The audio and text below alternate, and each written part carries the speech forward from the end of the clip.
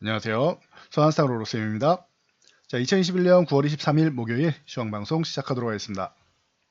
자, 연휴 다들 잘 보내셨죠? 연휴 기간 동안 헝다그룹 때문에 이제 걱정하신 분들이 많으셨을 텐데 저희는 그렇게까지 걱정할 이슈는 아니다라고 말씀을 드렸습니다. 그래서 결론부터 먼저 말씀을 드리고 시작을 하도록 하겠습니다. 자, 간단히 공지사항 드리면 아이폰 13 관련해서 칼럼이 올라왔습니다. 매주 목요일 저희는 이제 연휴에도 쉬지 않고 이제 영상도 올려드리고 칼럼도 먼저 보내서 오늘 바로 오전부터 만나보실 수 있었는데 체크하시면 됩니다. 저희 커뮤니티 이 공지 게시판이라고 말씀드렸습니다. 자세히 보기 누르시면 링크까지 친절하게 나와 있습니다. 혼자 하기 어렵다 하시는 분들은 저희 공지사항 세 번째 거 보시면은 이제 저희 회원 모집 공지 올라와 있으니까 요 상담 받아보시면 됩니다. 상담 신청 링크 클릭하시면 됩니다. 자, 다우지수입니다. 우리가 쉬는 동안 다우지수는 34,500포인트를 이탈해서 한 차례 하락이 나왔습니다. 그런데 오늘 한 1% 정도 회복을 했습니다. 제가 어제 저녁에도 한 1% 정도는 회복될 가능성이 있다라고 말씀드렸는데 정말 기가 막히게 1%를 딱 찍고 맞췄네요. 이 구간이 회복 1%대 회복이 나와도 유지되느냐가 중요하다 말씀드렸는데 유지가 됐습니다. 우선적으로는 34,500 구간만 회복되면 걱정 없는데 아직까지는 뭐 절반의 성공 정도로 보시면 되고, 자, 우리가 기다리는 FMC 금리는 당연히 동결이다. 대신 테이퍼링이 시작하느냐 이 부분에 관심이 많으셨을 텐데 곧 시작한다라고 합니다. 그러면은 11월에 발표해서 12월에 시작할 가능성이 제일 높다라는 거, 기존 의견대로 진행된다라고 보시면 돼요. 잭슨홀 미팅에서 제롬 파월 의장이 올해 안에 시작될 가능성이 있다라고 얘기해서 이제 좀 일찍 시작하느냐, 이번에 발표하고 11월에 시작하느냐에 대해서 관심이 높아졌었는데 지표들이 그렇게 좋지 않게 나왔죠. 그래서 일정 조절해야 될 수도 있다라고 파월 의장이 얘기를 했습니다. 지표가 좋아야지 조기 테이퍼링 빠르게 이제 시작을 하는데 이 부분에 대해서는 지표가 이제 변이 바이러스 때문에 안 좋게 나오기 시작하면서 이제 썩 그렇게 뭐 11월에 시작하거나 뭐 더 당기는 부분에 대해서는 나오지 않았다라는 것. 그러면은 연준은 이번에도 비둘기파적인 입장이었다라고 보시면 됩니다. 그래서 뭐 테이퍼링이라는 것은 뭐 다시 한번 간단히 설명드리면 매달 1,200억 달러 규모의 채권을 이제 미국에서 매입을 하고 있습니다. 이런 부분을 이제 줄이는 과정입니다. 모기지 채권부터 시작할 가능성이 높은데 이런 비정상적으로 시장을 유지해주면서 성장을 이끌어내는 구간을 이제 정상적으로 돌리겠다라는 거예요. 그래서 채권 매입을 줄인다라고 하고, 중요한 건 금리 인상 시기인데 금리 인상 같은 경우는 정말 빨라야 내년 후반이고 뭐 내후년 정도에 될 가능성이 높다. 뭐 연준에서 2023년까지 안 한다라고 발표를 기존에 했었지만 그걸 믿는 건 너무 순진한 거다라고 제가 처음부터 말씀드렸습니다. 2023년도에는 뭐 가능성을 열어놓는 거고 빠르면 2022년 말에도 가능성이 있다 정도로 보시면 된다라고 말씀드렸습니다. 자, 이 금리 인상 같은 경우는 테이퍼링이 끝나갈 때, 완화되면서 끝나갈 때쯤 됐을 때 인위적으로 채권을 매입해가지고 유지하던 이 경제 성장률이 채권 매입 프로그램을 끝냈음에도 불구하고 미국 경제가 성장을 하고 있느냐 아니면 꼬꾸라지느냐, 이걸 여러분들이 보셔야 돼요. 성장을 하고 있다, 그럼 금리 인상 시기가 좀 당겨진다.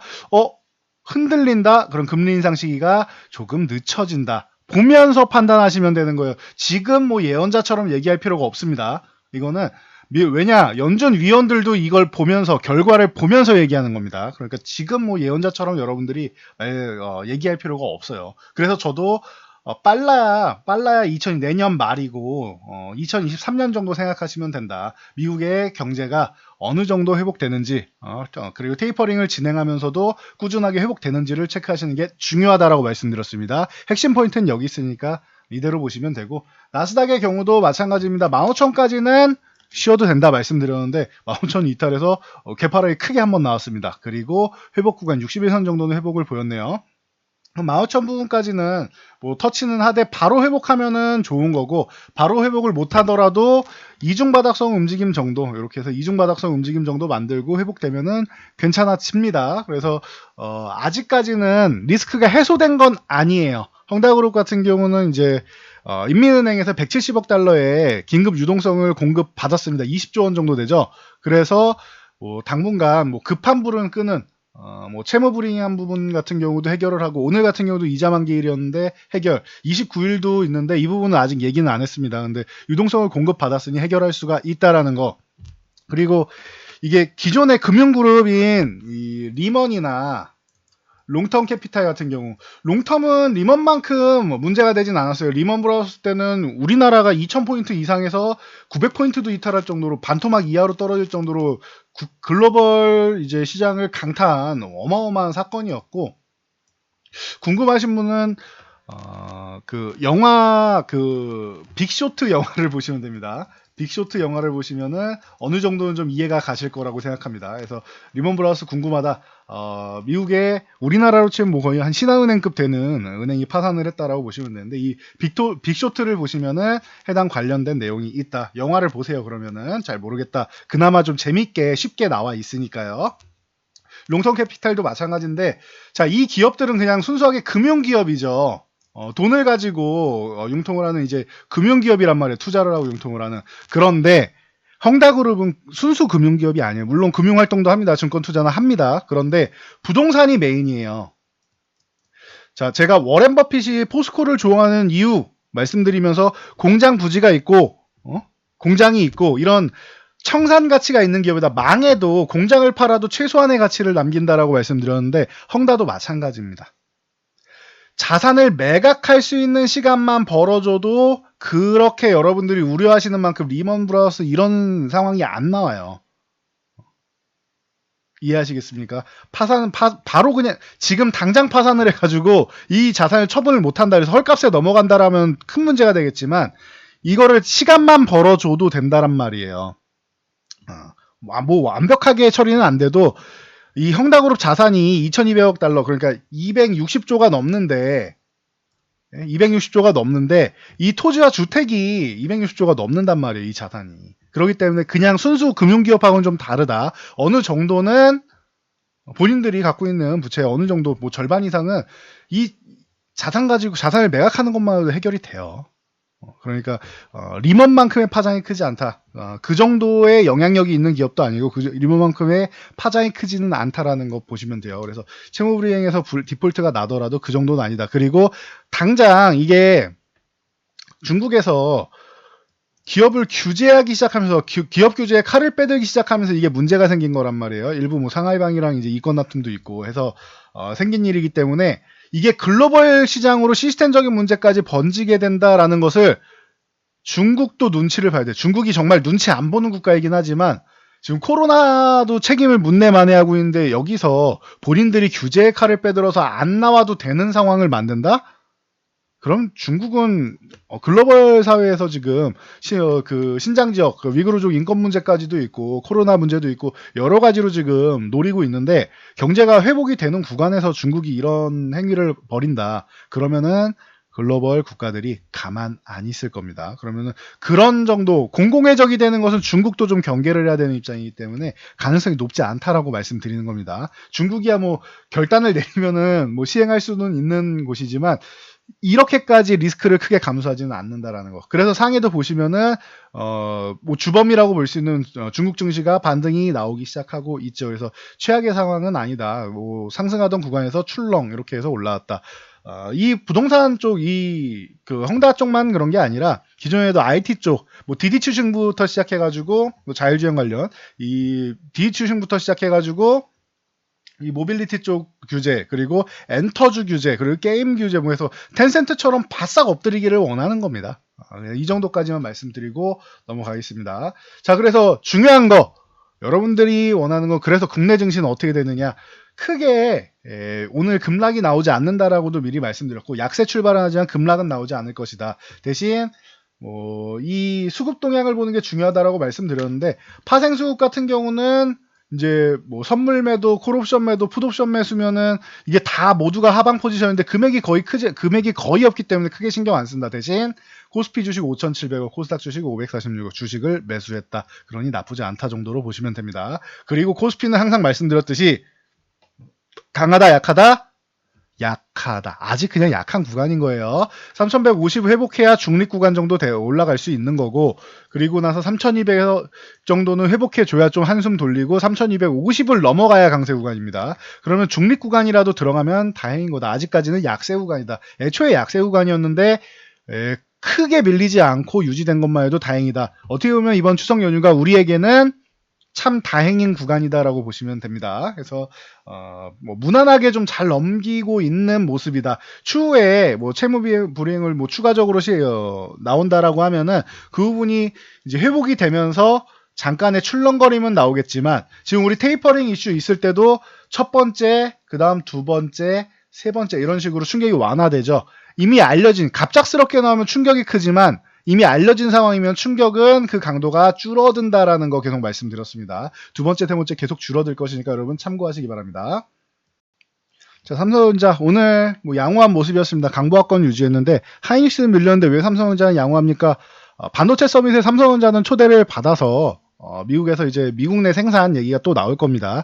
그러면 적어도 이달 말에서 다음 달 정도까지만은 이제 삼성전자 미국 공장 부지 이 부분에 대해서 발표가 있을 가능성이 매우 높죠. 다음 달까지는. 그리고 더 미루기도 힘들어요.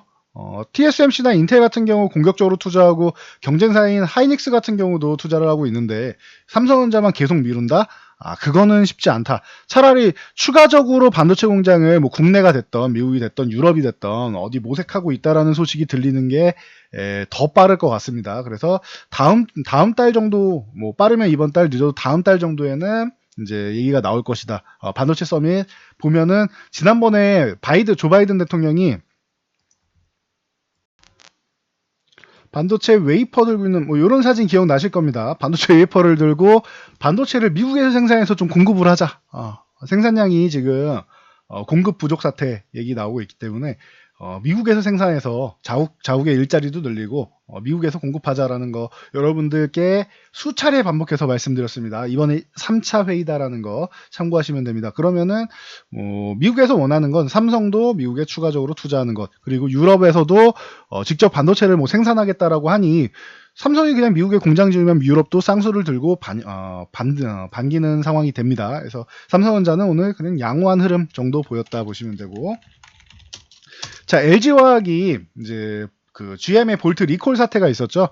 자, LG에너지솔루션 자회사입니다. 100% 자회사고 이제 상장을 앞두고 있는데 GM 볼트의 리콜용 배터리 공급하는 부분이 수락됐고 배터리 셀 생산을 재개했다라고 해서 다시 한번 올라오고 있습니다. 여기에 LG화학 같은 경우는 이제 양극재 쪽으로 해서 하이니켈 쪽으로 해서 성공을 거두고 있다. 그래서 LNF와 함께 공급을 하고 있다는 것도 참고하시면 됩니다. 지금 구간은 굉장히 많이 밀려서 뭐 70만 원 구간에 있을 종목은 아닌데 90만 원까지 못 올라간다 해도 70만 원에 붙어 있을 종목은 아닌데 좀 과하게 밀리긴 했죠. 네, 그만큼 뭐 리콜 사태 같은 경우는 좀 이제 악영향을 좀 미쳤다라고 보시면 됩니다.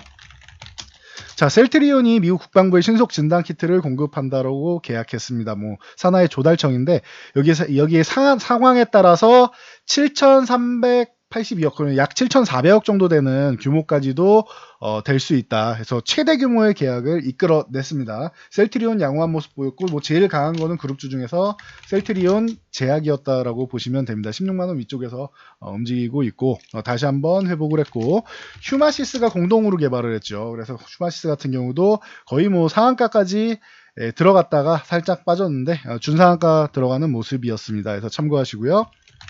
코로나 얘기 나왔으니까 동아약품 대원제약 이쪽이 천식치료 약물이죠. 부데소니드의 코로나 치료 효과가 있다라고 연구 결과가 발표되고 있습니다. 그래서 부데소니드 성분 제품을 이제 뭐 식약처에서 허가받은 동아약품이랑 대원제약이 살짝 움직였다라는 정도, 요 정도는 그냥 참고 삼아서 알고 가시면 됩니다. 그리고 이 메디아나 같은 경우는 0.85 1주당 0.85주 무상증자를 진행한다라고 합니다. 지금 재택진료나 이런 원격진료 기대감이 있는 상황에서 메디아나의 이 환자 감시기 그리고 신장제 해동기 같은 경우도 이제 그 원격 진료 쪽으로는 항상 뭐 얘기가 나오고 있고 정부에서도 정책적으로도 얘기가 나오고 있는 기업이죠. 참고하시면 됩니다.